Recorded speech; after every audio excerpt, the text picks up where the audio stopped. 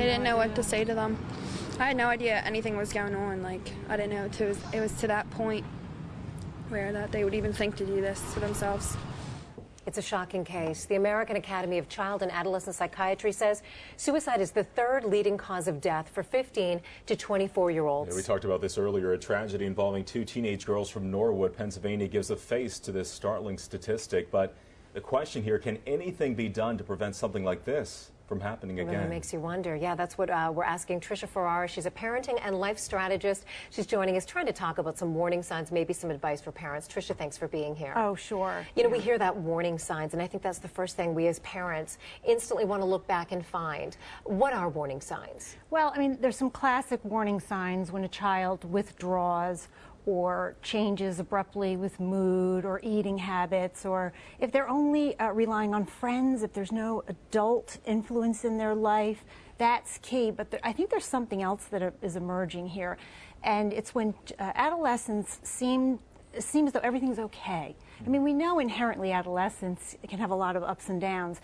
and when they seem to be handling everything smoothly, chances are that they're not addressing some of the more negative emotions in a constructive way, maybe trying to push them down or ignore them, and eventually that catches up with you. I mean, we've all had experience with that. Yeah, I've dealt with a number of these cases, though, in covering a lot of these stories, and the parents oftentimes say there were no warning signs. What do you do back, then? Well, here's the thing. Sometimes you have to initiate the conversation.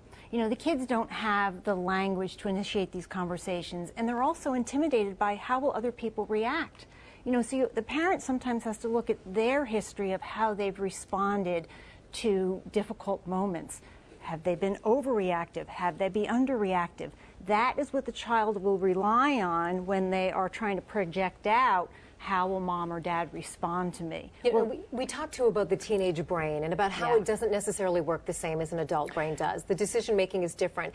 Is there a possibility that they're thinking of something like this suicide pact with their friends? It's just something they're doing that day. They're not seeing the permanence because they can't, because they're adolescents, they're teens. Well, let me say this about the brain. This is interesting. We now know that what's happening is that a lot of the emotional centers are coming online, and they're virtually flooding the brain. I mean, they're hijacking what little cognitive ability they have to think things through.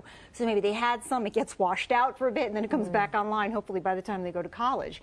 But what happens is that when they're in that space, they really end up making snap judgments that have permanent consequence. So this grid is coming online, and that's where the teen drama comes from, that hyped up, amplified, emotionally laden decision making that changes the next day. That's the tragedy here. So kind of in the real world bubble here, I mean, parents are working 2 or 3 jobs. They don't have time to really look at their child, their mood, their brain function, their text messaging.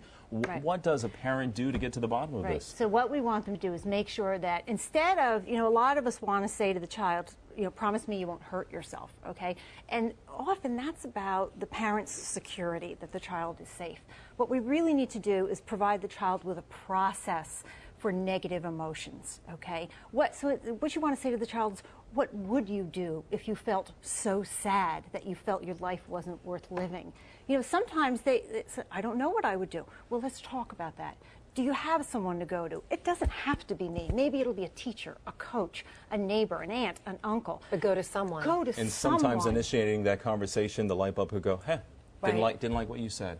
Inside, and then you can start the dialogue, correct? Well, that's exactly right. And also, listen, kids don't think of suicide as hurting themselves. They think of it as a way to escape pain.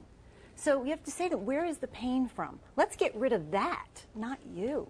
Okay. Tricia Ferrara, thank you very much. Very good advice. Hopefully we've helped some parents out there. Thanks again.